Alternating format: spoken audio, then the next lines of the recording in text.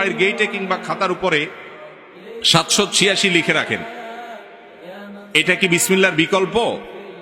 দেখুন, বিভিন্ন কাগজের উপরে, পরীক্ষার খাতার উপরে বা বাড়ির গেইটে 786 লিখে রাখা হয় এবং বলা হয় বিসমিল্লাহির রহমানির রহিমের সংক্ষিপ্ত রূপ। এটা জানেন তো আপনারা? এটা মূলত আরবিতে প্রতিটি অক্ষরের একটা মান নির্ণয় করা হয় আবজাদি পদ্ধতি। এটাকে বলা হয় আবজাদি পদ্ধতি। আরবি অক্ষরগুলোর এক একটা মান দিয়ে আবজাদ হাওয়াজ হত্তি একটা হিসাব নিকাশ আছে, যে আলিফের মান কথার কথা এত, বায়ের মান এত, তায়ের মান এত। তো এই বিসমিল্লাহির রহমানির রহিমের যতগুলো অক্ষর আছে, বিসমিল্লাহর অক্ষরগুলোকে গণনা করে এই সব অক্ষরের যে মান আছে ওই মানটাকে যোগ করার পর নাকি 786 হয়েছে।